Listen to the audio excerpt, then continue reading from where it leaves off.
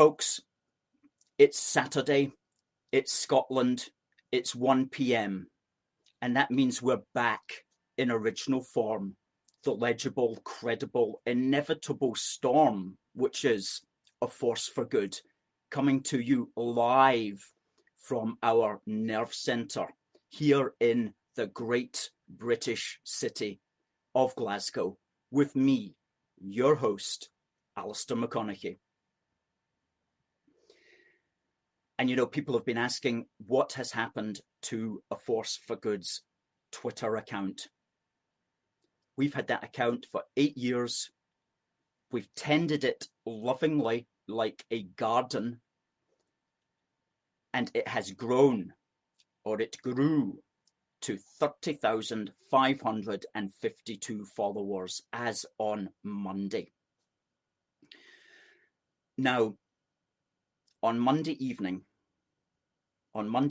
we received a message. That's Monday, the 17th of August, 2020.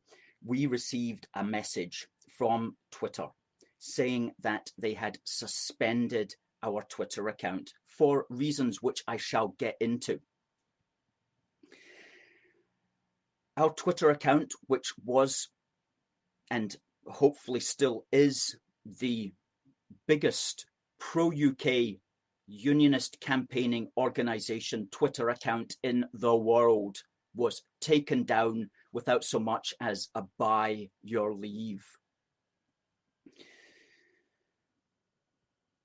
Suspended for an alleged thing which I'm going to get to. Now, what I want to emphasise, however, is this was part of a coordinated takedown of several sites worldwide on the same day and on the same hour. For us, it was 2200 hours and 49 minutes.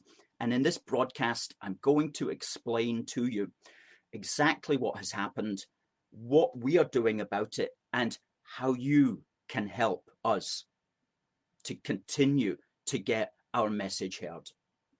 Now, what happened on Monday night? Several sites were taken down worldwide. Now, as far as we've been able to tell, these included two prominent British satire sites. Satire that might be termed politically incorrect, for want of a better expression. Mainly just humour. These two sites were, one was called Titania McGrath and another was called Jason DuPont. Now, these are two satire sites which are, as far as we can see, run by the same man, a comedian, and he masquerades in one as a very woke woman and in another as a very politically correct man, for example, but poking humour at those stereotypes. For example, Jason DuPont is very proud of the fact that when he's hiring servants, he only hires black servants. So it's poking fun at the woke and politically correct mentality. And they have that. These two sites have hundreds of thousands of followers, and they were taken down. Now, we heard of a US site as well that was taken down, and that was called the Babylon Bee. And that is, again, what you might call politically incorrect humour. Tends to be pro-Trump humour, and it can be very funny. It was taken down. It had about 500,000 followers, but it got reinstated very quickly, almost within the hour. And Titania McGrath has been reinstated, but Jason DuPont has not yet been reinstated, even though it's the same person running both accounts, as far as we can tell. There was also a mainstream pro-Trump site called Team Trump on Tour. That was taken down for absolutely no reason. It only had about 5,000 followers. It was a bus, a pro-Trump bus traveling about America, pushing out the Trump message. That's been reinstated. And there was also one or two other sites that, as far as we know, have not yet been reinstated. So we're hopeful that A Force for Good will be reinstated. We're holding out for that. We have not been permanently suspended, at least we've had no notice of that, but we have been suspended. So we hold out hope that we will be reinstated if we keep appealing and if we keep drawing attention to our situation, which is really quite unjust, as I'm going to get into. Hi to Morwina. Good to see Richard. Bugsy says hello from Lanarkshire. Good stuff. Stuart says hi. Alistair says hi from Edinburgh. Marion says she's watching from Lark Hall. Gary says hi from Belfast. Good to see you guys in here. Sonia is watching from Falkirk. And Gilbert from the locked down granite city, the silver city of Aberdeen. Morwina says, looking for you on YouTube. Exactly, they're not going to beat us. Brian from glorious Gorgie. I personally used to live in Gorgie for about 7 or 8 years. I need to check that. Nicola says, watching from Barnsley. Good. I love Barnsley. Love Barnsley. And I love the music that comes out of Barnsley as well. Saxon, for example. Greg, well done, Alistair. Kath says, good afternoon from Glasgow.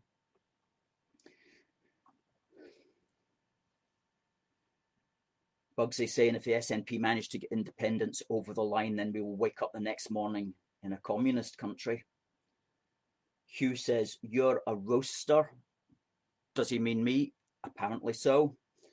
Derek says, have a great day from Derek from Perth. Well, we're going to explain what it's about to you in a minute. Christine saying hello from Spain. Isn't it wonderful that we can reach out worldwide in this way? Karen, hello from Johnston. Marjorie from the Isle of Arran. And Robert from the Borders. Jamie, keep up the good work. Love the broadcasts, watching from Greengairs.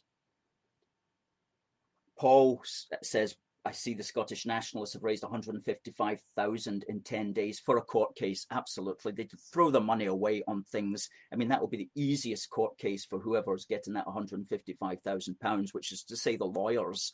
I mean, because they already know what the answer is, and they'll just get the intern to draft it up, and then they'll charge hundreds of thousands of pounds potentially.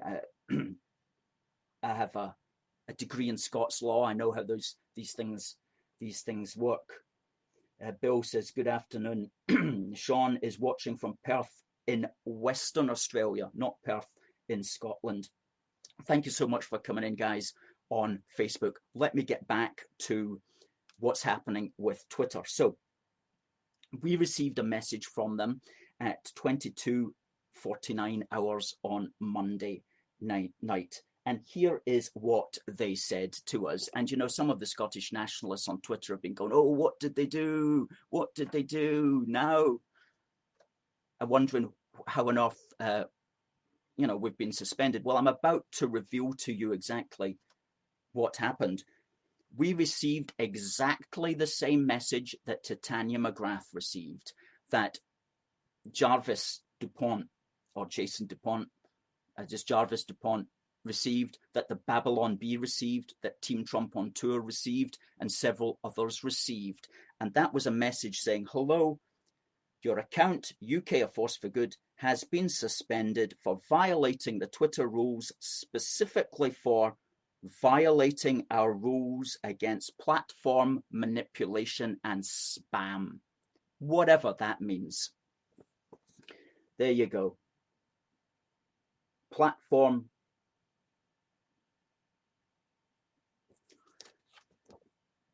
And that's the date, that's the time that we received it as well. 22:49 on the 17th of August, violating our rules against platform manipulation and spam. Well, of course, that was a shock, came out the blue, and we're like, what on earth is platform manipulation and spam? You may very well ask.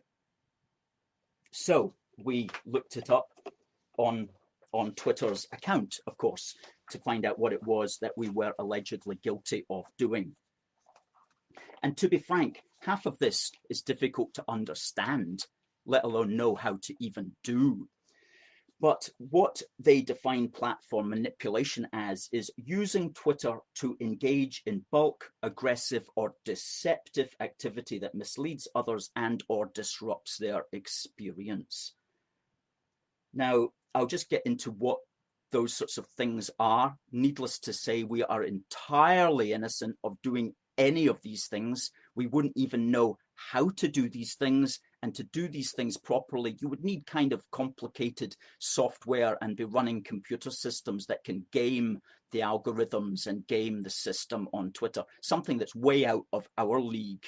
You know, this is the sort of thing that if you're a Russian or Chinese bot, or you're trying to influence the American political system or something like that, you know, you'd hire a company to try to do these things. It's not something that we at A Force for Good could do if we even knew how to do it. So things that are in violation in that sense are things like you can't amplify or disrupt conversations through the use of multiple accounts. Now, this is something that the Scottish nationalists do, and we caught onto this very quickly, is that one person will have 10 email addresses and will set up 10 different email accounts and consequently 10 different Twitter accounts. And there'll be anonymous profiles that won't be a real picture of a real person. And they'll put out a message, somebody will argue with them, and then somebody else will answer in defense of the Scottish nationalist. And then that person will go back to that. And before you know it, that one unionist has 10 nationalists ganging up on him, when in fact it's the same person with 10 different accounts. Okay, multiple accounts being used to disrupt the experience on Twitter. That's something we do not do. It's something we would never do. We have one account. It's UK A Force for Good. And when you speak to us, you know who you're talking to. You're talking to the UK A Force for Good team. Now, another thing that can be done in this regard is selling or purchasing tweet or account metric inflation. Not really sure what that means, but it must mean something like,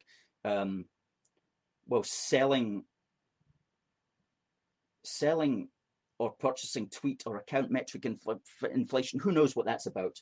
What we do know here, using or promoting third-party services, which is to say other companies or other software, to add followers and engagements. Again, that's gaming the system through computer programs. That's not something we could even do. Certainly not something we would ever want to do. Selling, purchasing, or trading Twitter accounts. That's not something we're going to ever do.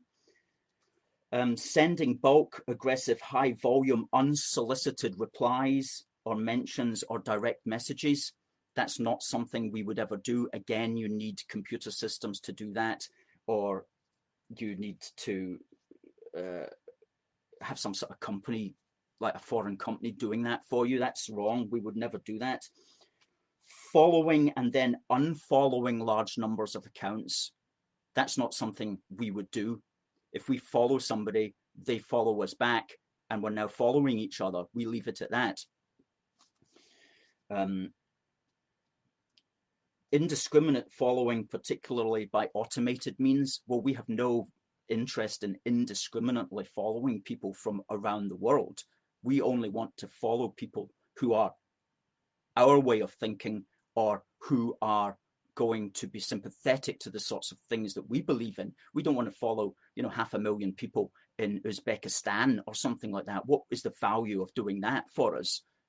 Clearly we're only going to follow people who are relevant to us. So we don't engage in indiscriminate following at all. And that would just be a waste of time. And duplicating another follower's accounts, particularly using automation. Again, these are all things that somebody would do deliberately if they had the computer systems or the software to do it. It's not something that we're interested in doing at all, and it's not something that we would ever do. We're not interested in manipulating the platform, or certainly not sending out spam. Basically, if you're if you are following us on Twitter, you know that what we do is we'll send out maybe a couple of original posts each day. We'll retweet 2 or 3 people, and we'll engage in maybe 5 or 6 likes. It's just a very basic Twitter experience, but it's very good. The stuff that we put out is very original, and we've definitely got a niche in the market. And that's why we have grown so fast since we dedicated ourselves to building that Twitter following. In the last couple of years, we've really grown by thousands, but it's a natural growth. It's an organic growth, and it's a growth that is a consequence of us having put out really good material. And there's other ways that you can mess up with Twitter, things that we would never do, for example. We are very conscious of Twitter's rules, and we follow them to the letter, and we ensure we do not fall foul of them. We don't even swear on Twitter. And if you've been on Twitter, you know that basically everybody swears on Twitter. We don't even do that. We maintain a very professional approach to things. We don't engage in any harassment. We don't retweet anybody that swears. We don't even retweet anybody who calls the Scottish nationalists nasty names. You know, Nicola Sturgeon or Alex Salmond or the SNP as such have got all sorts of names that people call them. We won't retweet anybody who says that in a tweet. Okay, so that's a wee bit of advice. We won't retweet you if you're swearing in it, or if you are calling the nationalists nasty names. You know, I'm not talking about fair comment. I'm talking about if you're really going at them. You know, when we wouldn't retweet you. We try to keep this as civilized as possible. That's what we're about. We avoid giving offence. We avoid giving hurt if we can. We do not misrepresent anybody. We do not take people's words out of context. Now, that's something that the Scottish nationalists do all the time because they have no shame. They have no shame, so they're happy to misrepresent people if they're not actually lying about people. And we certainly don't masquerade as somebody or something that we're not. And we certainly don't spam or mislead or manipulate the platform. Our aim at A Force for Good on all our social media platforms is to behave to the highest possible professional standards as befits a campaigning organisation of our size and our relevance and our national profile. And we have a very high national profile in Scotland. The entire media knows about us. Anybody who's interested in unionist politics knows about A Force for Good. We have a high profile now, and we have a great team behind us, a great team at the Twitter team. We're building our YouTube team now, a great team on Facebook, on Instagram, and on other networks, which I'm going to get to in a moment as well. So we have a great team, we're building it, and we have great activists who come out on the street with us. Great team of people who are not afraid to get out there on our thin red line. So we have got a really high profile now. So that's another injustice to try to take us down. I mean, it's not like we're some anonymous group. We have got a high profile in Scottish politics, and we are part of the online and physical debate in Scotland. So for a San Francisco company just to say, who are these people, zap them, it's not really right. It's undemocratic. So if I had to think of one word to describe what we do on on Twitter, right? If I had to describe one word about our tweets, I would say this: edifying. Edifying. What do I mean by that? What I mean is, when you've finished reading our tweet, you're a better person than you were at the start of that sentence. Okay? We have given value in our tweet. We don't just write a tweet for the sake of seeing words written down. We try to convey something so that when you read our tweet, you'll go, I never knew that. Or, well, that's an interesting angle that I'd never heard before. So we're giving you food for thought. We're delivering value, so that when you finish that, you'll say, well, that was value that had been delivered unto me, you know. I'm a wiser man as a consequence. that has delivered to me value. That's what we try to do with our tweets. Wiser, thou Twitter reader, thou wilt be tomorrow morn, to paraphrase the poem. That's the experience we deliver on Twitter, and that's why we grow so fast. And let's talk about growing so fast. And that's maybe why the Twitter computer has got confused and has thought, how are these people growing so fast? They must be manipulating the system with software or something like that. Well, we're not. We're not. What we are doing is creating value in our tweets. We have got a very direct demographic that's interested, that's not hearing this anywhere else. And so if you're a Scottish unionist, if you're pro-UK, you're going to know about us, you're going to see us on Twitter, you're going to follow us, okay? And we make our tweets interesting and educational and amusing in a way that is unique to us and our abilities. And so once we decided, look, let's really push the Twitter medium, we just grew. We grew like Topsy, as the phrase is. Hundreds of new followers a month, organically and naturally.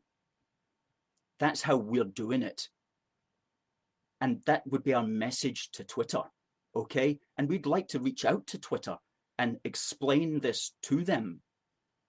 Unfortunately, it seems that they don't really have a mechanism that will allow us to do things like that, but we're going to keep appealing. They have an appeals mechanism. We've appealed twice in the last week. We've heard nothing.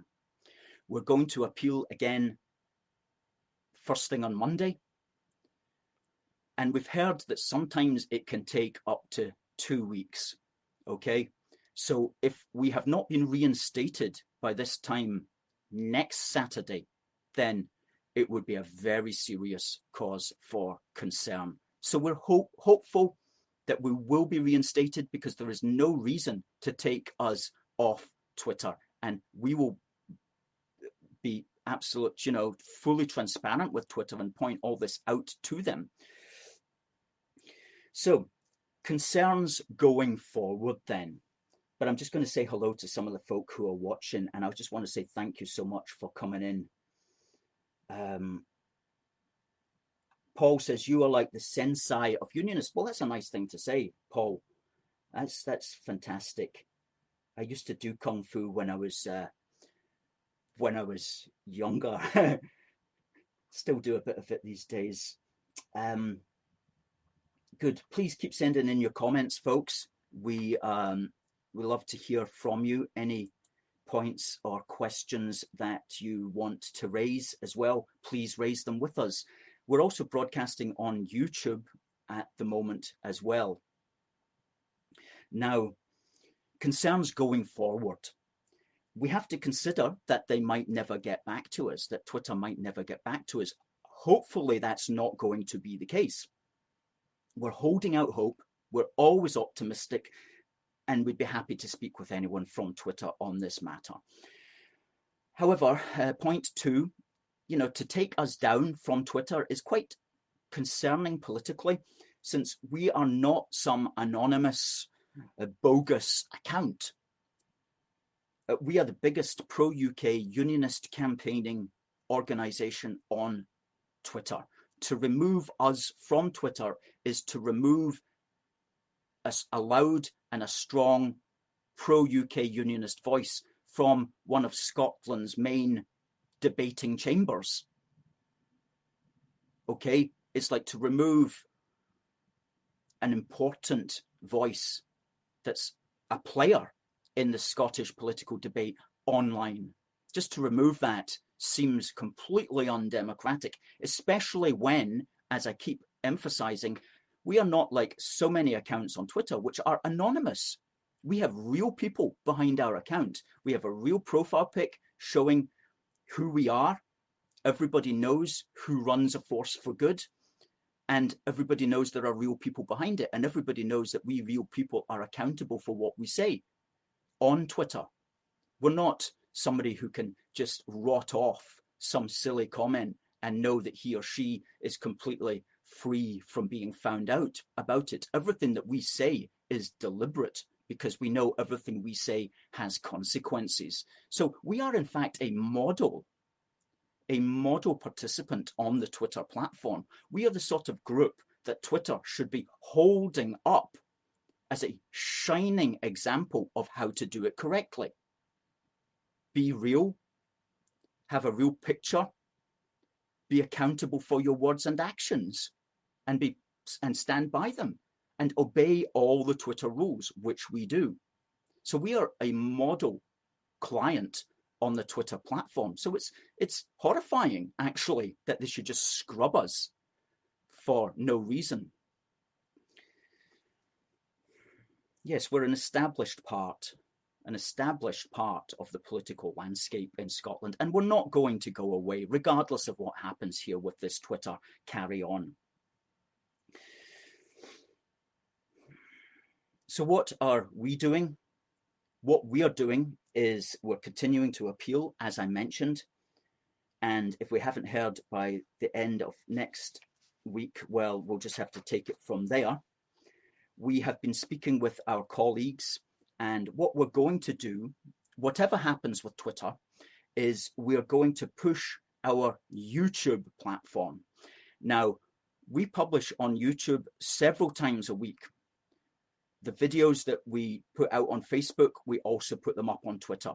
The little videos that we cut, we also put them up on Twitter. So there's 3 or 4 videos going up each week on Twitter. Our Twitter platform is active, but we don't broadcast on it live until today. Now, let me just tell you a little something about live on Twitter. You can broadcast live via a tablet or a laptop or a desktop browser, but you can't broadcast on YouTube via a mobile phone, at least not via an Android mobile phone, until you have 1,000 subscribers. We don't have 1,000 subscribers, so we are broadcasting today via our tablet on YouTube, and we are hoping that if we can do more live broadcasts, our aim on YouTube is to get those subscribers up to at least 1,000, so that we can then switch to broadcasting on our Android mobile phone, which will enable us to broadcast as and when, wherever we happen to be. So our priority, as well as building all our platforms, is to really push subscribers on YouTube, to get our subscribers on YouTube up to over 1,000, because it's, for some strange reason, we're still below 500 subscribers, which to us doesn't really make sense considering the volume of stuff that we put out. But there's maybe reasons for that. And it could be that we haven't done enough live broadcasting on YouTube. So that's going to change from now on. And that's something that we're going to aim to do every Saturday. And today, that's the first live broadcast on YouTube via a tablet, and we're very much flying by the seat of our pants on YouTube today. But that's going to only improve. So that's something that we're doing. We are seeing whatever options we can use to get the message out, because it's such a valuable and important message, and the unionist voice in Scotland has to be heard, and it has to be heard strongly and articulately, and we, along with others, are the people who can do that. So we must build those platforms.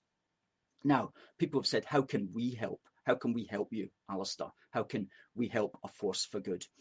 Well, there's 3 ways that you can help if you're not already doing these 3 things.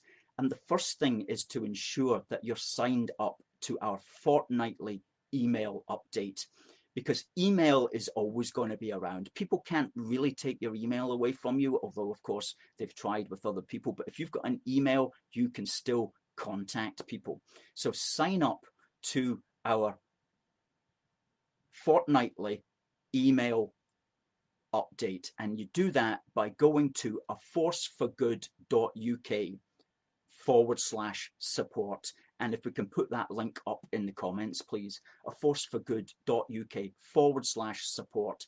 Click on that, put in your name, put in your email, and that will be you signed up to our fortnightly email update, so you'll always know what we're up to. If you really want to know what we're up to, you have to join the inner circle, by which we mean you've got to come out with us on the street so we know who you are, so we've met you as a real person.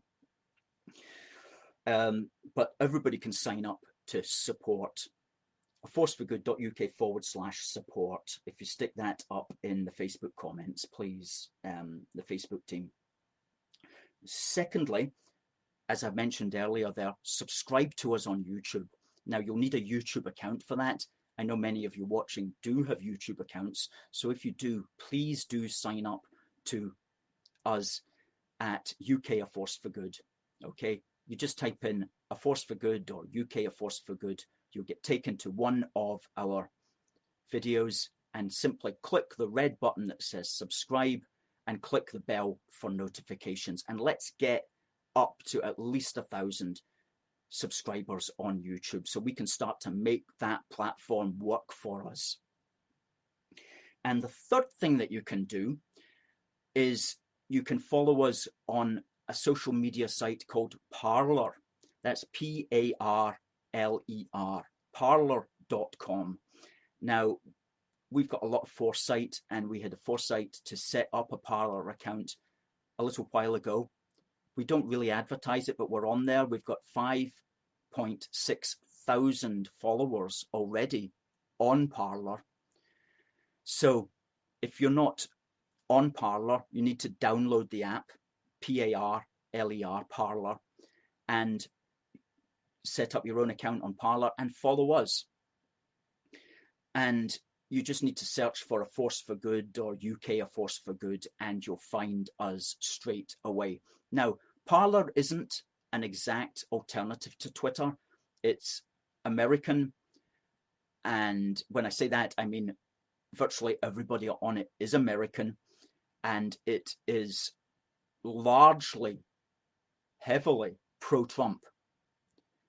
So it's not as a wide-ranging platform as Twitter. Twitter has everybody on it. Parler is more of a specific demographic, but it's growing. And the more people from Britain who go onto it, then the more useful it's going to be as a communication platform for us here in the UK. So at least let's get started and get the Brits onto Parler. As I say, it's not a direct alternative to Twitter, but it's complementary. So sign up to support us by giving us your name and email at aforceforgood.uk/support. Subscribe to us on YouTube so we can build up this alternative platform on YouTube, and follow us on parler.com. These are three things. And as somebody once said, that will help us build back better. Build back better. And, you know, we keep moving forward. We keep moving forward because that's the British spirit. Never surrender when your back's against the wall. Never surrender. Stand up. Fight them all. Who said that? The boys from Barnsley said that. Saxon said that in their song, Never Surrender. Okay? And somebody else said, we shall never surrender, didn't they? Somebody else said that. So that is our attitude. We will never surrender to those who may try to take us down. Now, in this case, with Twitter, we're hoping that it's an honest mistake. We believe it is an honest mistake, and we've set out our case today why it's an honest mistake, and we ask them respectfully to reinstate us, please. But whatever happens, we will never give up. We will keep fighting. We will fight the good fight with all our might. We'll fight the good fight with all our might. And you'll never get rid of A Force for Good. Never. Because we are here to stay. And you need to know that if you're watching. Like, if you invest in us in some way, whether emotionally or spiritually or financially, it's a good investment, you know. It's a good investment for the future, because we're not going to cave. We're not going to flake. We're not going to give up. We're here to stay, and we're here to win. Regardless of what happens, we will keep fighting until until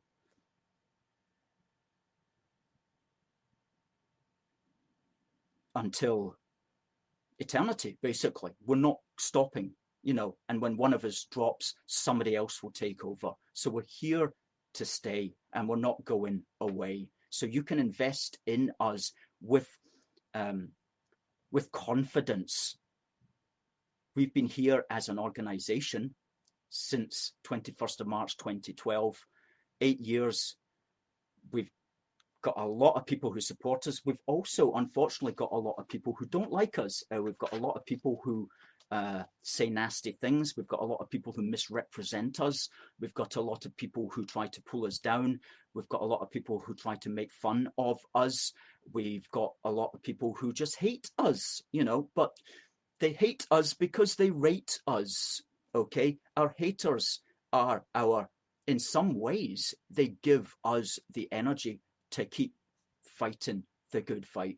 So you can throw everything you want at a force for good, but we're going to be here to stay, and we're not going away, because we will never surrender when our back is against the wall. We will never surrender. We will always stand up and fight them all. So that's about all I want to say, really, on the Twitter thing. But I want to move into some comments here. Gary says, hope you're keeping well. Absolutely, Gary, and I hope you're well too. Andrew says, well said, Ali, no surrender.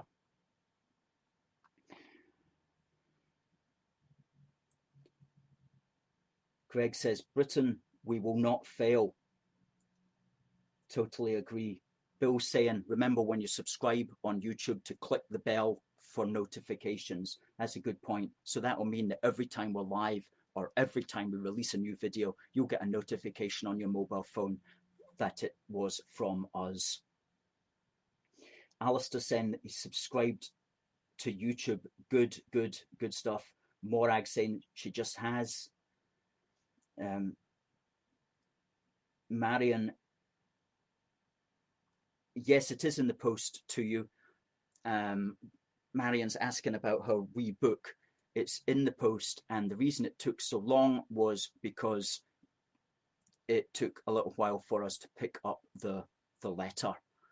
But when we got the letter, which was on Friday, we have sent it to you. And this is our wee book for the Union, which is selling extremely well. Every day we're selling a handful of these. It's only a £5. It's a pocket book, A6 size, perfect bound.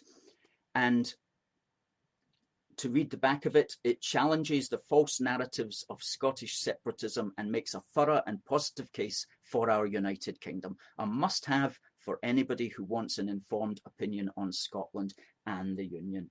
So check it out, and it's in 4 parts: the past, the present, the debate today, and the future, making a better Britain. And if we can put up the link to a wee book for the Union, which you'll find in our shop, which is at aforceforgood.uk.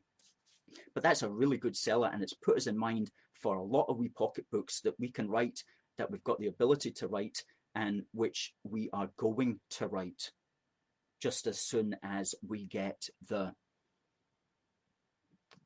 resources to enable us to do that. So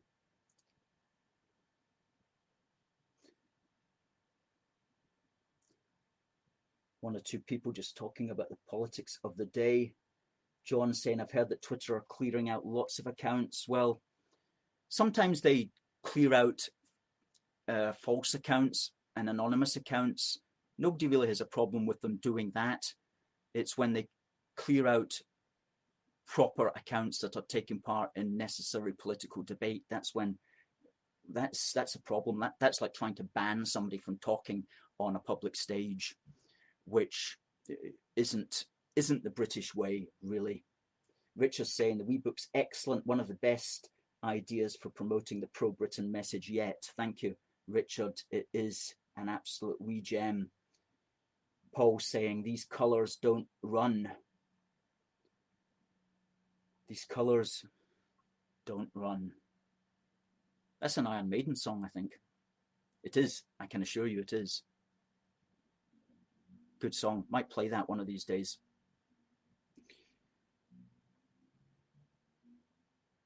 Good, good, good. So I want to talk just very briefly about a really good interview that you should check out. We put it up on our Facebook page. It was an interview on talk radio, and it was on Wednesday the 19th, and it was between Mike Graham and the great Neil Oliver, and it lasts for about 20 minutes, and Neil says so many clever things in it, and I thought that he summarized in many ways exactly how many of us are feeling at the moment, and he spoke about what he refers to as a, quote, whole parcel of concerns which are developing in Scotland right now. And he made mention of the pervasive atmosphere of censorship which appears to exist. And of course, it's being made worse by Humza Yousaf's new anti-free speech law, which is an attempt simply to ensure that nobody disagrees with the SNP and their ideology moving forward.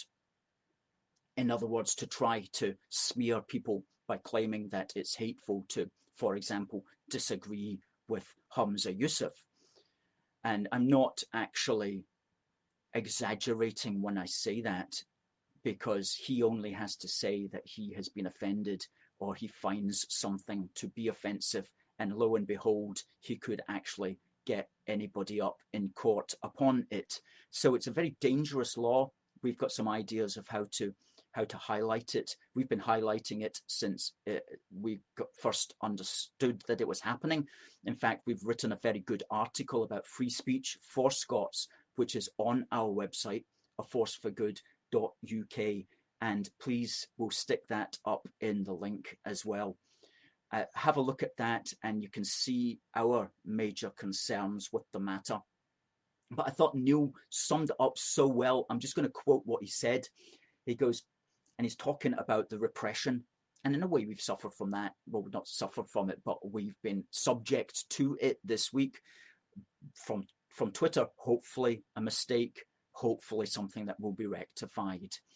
But he was speaking about the extent to which he's been attacked for his views. And he said this, he said, quote, "I have experienced this very, very personally. I write a column, as you know, and I have spoken out and written about my support for the continuation of the United Kingdom." He says, "I would prefer for Scotland to remain a part of the United Kingdom, and I keep banging that drum. And it annoys a specific part of the demographic. Whether or not there is a determination to stifle debate, I honestly do not know. But as I say, that is what it feels like. I don't think it can be in any administration or political party's interests," and he's talking about the SNP, "to be perceived as trying to silence opposition. We have been silenced.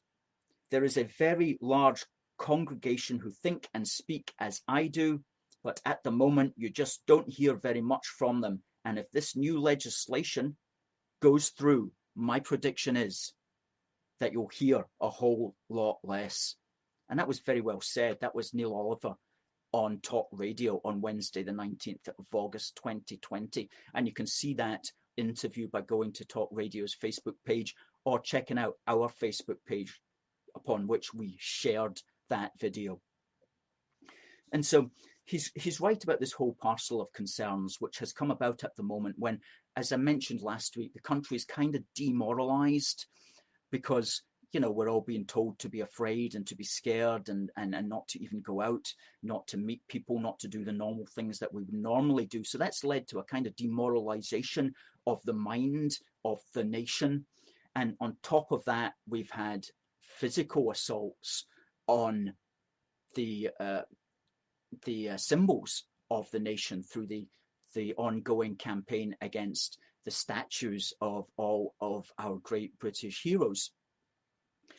And, you know, we at A Force for Good have taken it upon ourselves to defend the Dundas statue in Edinburgh that the opponents of it want literally to bring down, or if not to bring it down, to befoul it with a misinterpretation of history, and just to give it a bad smell as a consequence, and to make us feel less confident, not only in our past, but also in our present today. And so we're getting hit by demoralization with the COVID. We're getting hit by demoralization of our past. And it's for us to stand up against that, to provide intellectual protection for ourselves.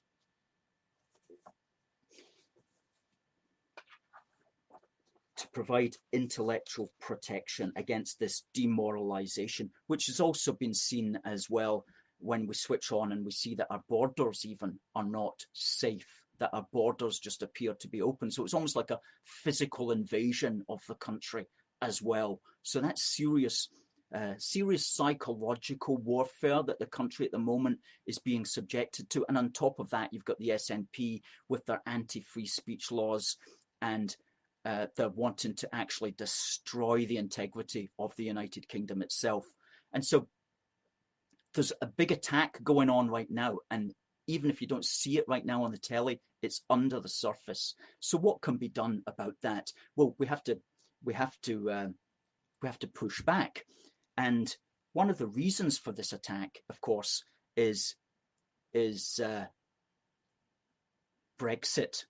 Now, Brexit totally changed the game in 2016. The establishment, by which I mean most of the politicians and all of the mainstream media and all of academia, were opposed to Brexit.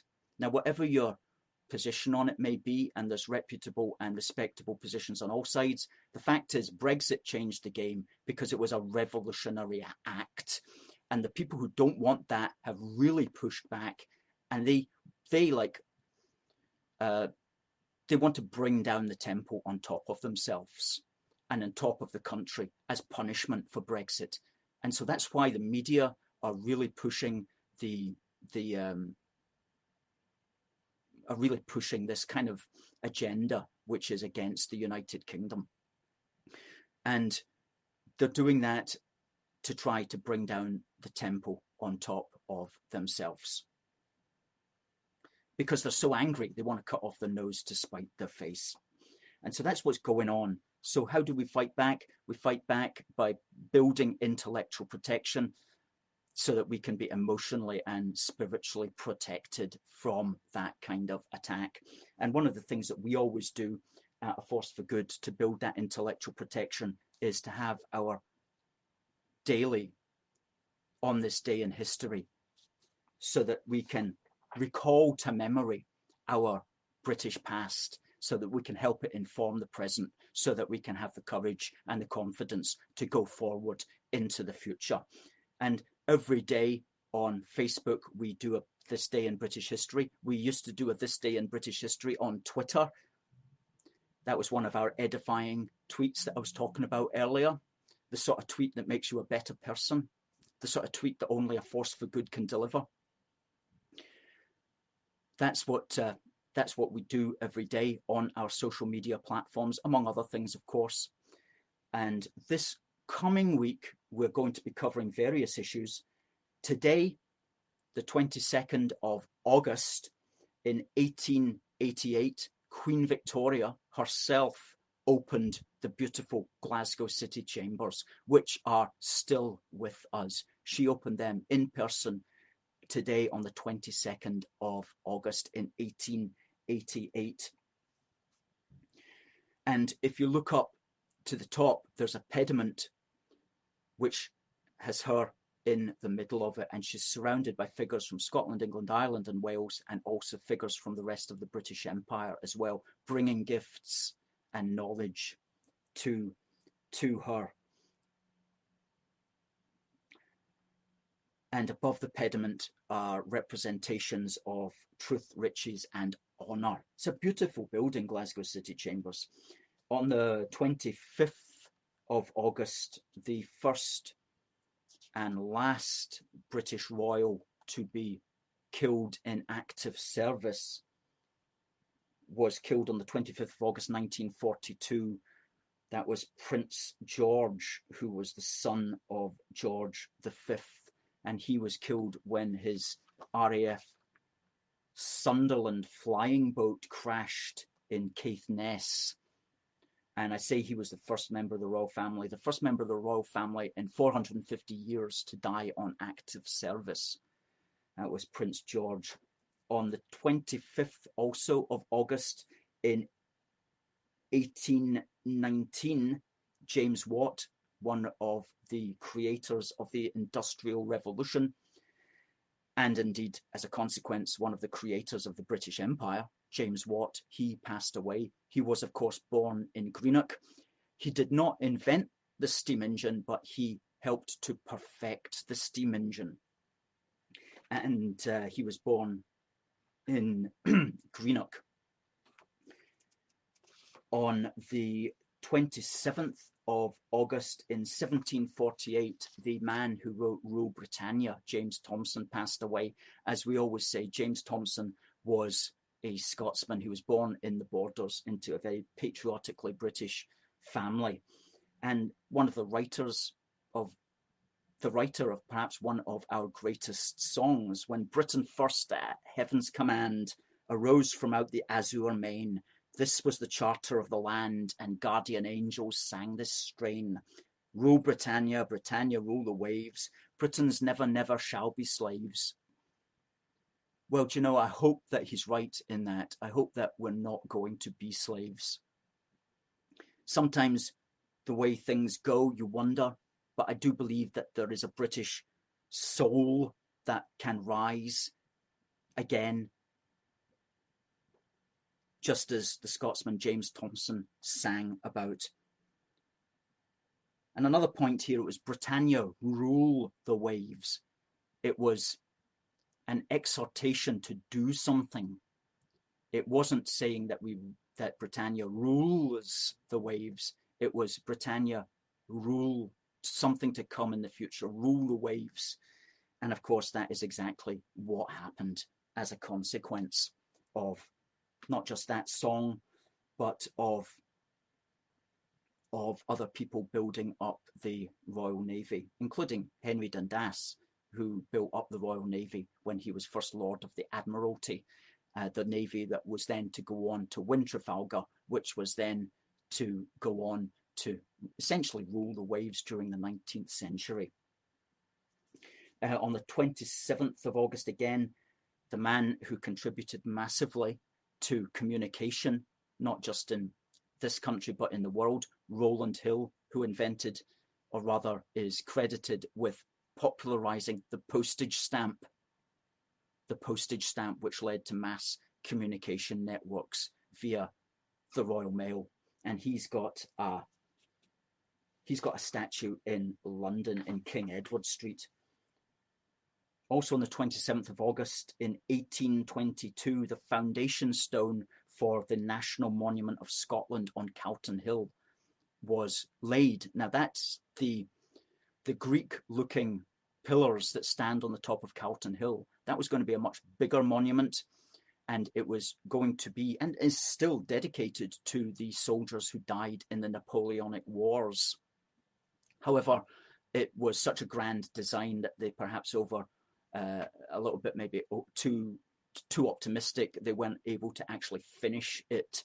But there it stands, and it's a monument to the men who died in the Napoleonic Wars. And not many people know that. I only discovered that about a year ago, that that's what it was for. And on the 28th of August, this coming week in 1833, William IV gave royal assent to the Slavery Abolition Act 1833, which was the law that abolished the practice of slavery in the British Empire. Earlier in 1807, the trade in slaves had been abolished in the British Empire.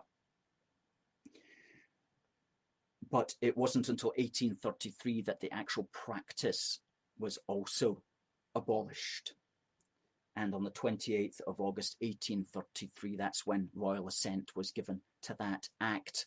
And of course, the British, who ruled the waves in the 19th century, were able to an extent to really cut down on the trade. And many British soldiers and sailors who sailed of all ethnicities with the Royal Navy perished in that battle to abolish the trade on the high seas. And as we said in our Dundas Declaration, which we can stick up there, when on the 20th of June, when we took on the BLM people and we defended Henry Dundas's honour, we called for a monument to the sailors of the British Royal Navy who perished on the high seas enforcing these acts throughout the 19th century, specifically the West Africa Squadron that captured many slave ships and freed many Africans. And on the 28th of August, the Glaswegian creator of Carnaby Street was born, John Stephen, born in Glasgow. And it was he who created Carnaby Street as the fashion centre during the 1960s and to an extent during the 70s as well. And he came from Glasgow, and a very good example of how the Union has helped to create a sense of Britishness on all levels, not just social, but even on things like fashion and music. How are we getting on with people coming in here? Thank you very much for watching on YouTube. Thank you for watching today on Facebook. Now, Marion says, thank you.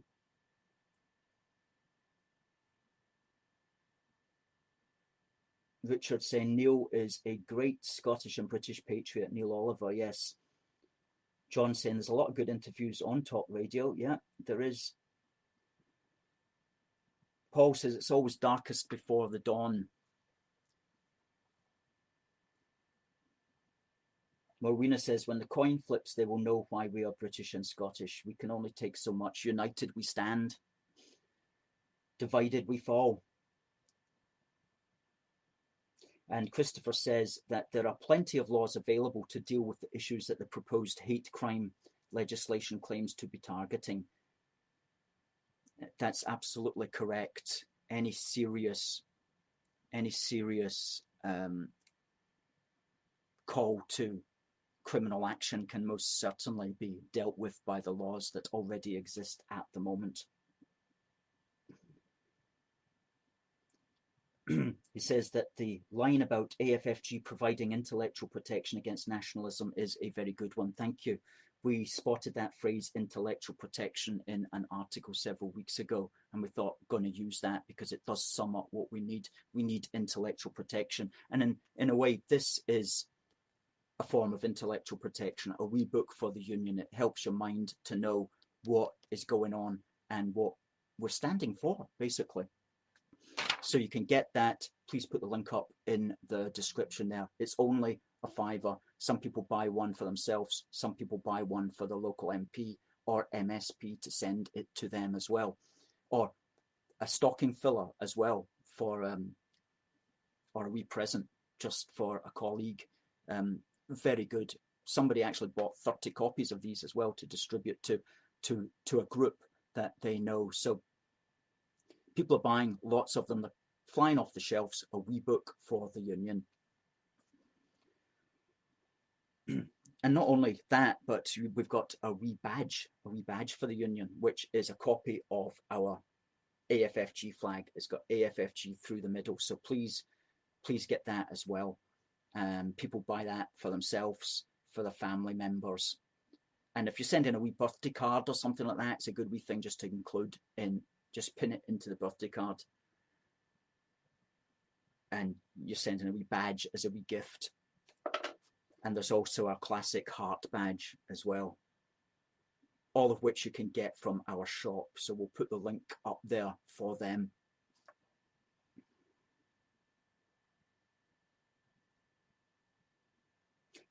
Stephen says, how ready are we to counter protest any marches that AUOB should decide to hold? We're ready and willing and able, Stephen. We've got all of the kit that we need. One or two items that we'll still get. We need more flags. We need more flag poles. We're looking into getting a stronger microphone. But all of that's in hand. But if anybody wants to help us towards getting those sorts of things, please go to aforceforgood.uk/donate to, and just pop in some money there. With any donations that we receive go into our activism account, which is to do things like buy flags, to buy poles, to buy camera equipment, all that kind of stuff. Bill says, what about a crowdfunder? Well, we're going to have our Yo Britannia Christmas crowdfunder that will be coming up in December. We haven't had one during the summer just because of the COVID lockdown. Didn't seem appropriate, but we're going to be having a big one in December, our Yo Britannia crowdfunder. That will be coming up in December. For a couple of billboards, well, yeah, we've thought of billboards. We've thought about that. There's other ways. There's other more effective ways at the moment that if we have a small amount of money, we can spend it a little bit more effectively than in a billboard. Billboards are expensive, but it's a good idea, and it's something that if we had a lot of money, we would do. There's the Dundas declaration has been put up in the comments. Thank you. Ashley says, another great speech. Thanks for yours and all the team's work. Thank you very much for those kind words, Ashley, because kind words really do help to mitigate all the harmful words that get thrown at us. You know, I'll tell you a good story, actually. Last week, a little section of our video from last week got onto Twitter, and it was seen over 400,000 times. But of course, what that means is you get a lot of nasty comments, you know. Some nice comments. Everybody kind of enjoyed it, that's for sure. Everybody enjoyed the video. But, you know, so it's always nice to get nice comments like that. And it was great that we got 400,000 views. I mean, amazing. 48 hours later, we taken off Twitter even. Colin says, you better hurry up. The game's coming on. We're just going to finish. We're just going to finish, Colin. Thank you very much for watching, by the way, Colin.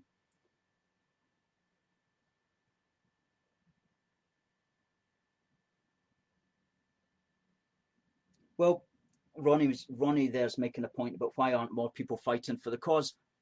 I think at the end of the day, only a very small number of people will get motivated.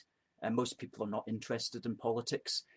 We do a lot of talking, obviously, but we also do a lot of action.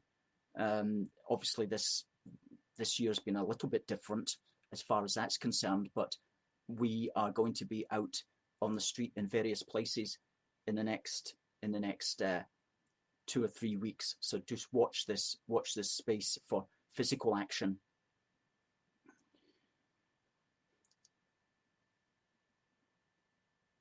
Okay, so we're going to end there, ladies and gentlemen. Thank you very much. It's been our first ever YouTube broadcast, and it's been our 21st Saturday street stall. So thank you for watching. It just remains for me to say, God bless the United Kingdom, and God save the Queen. Thank you.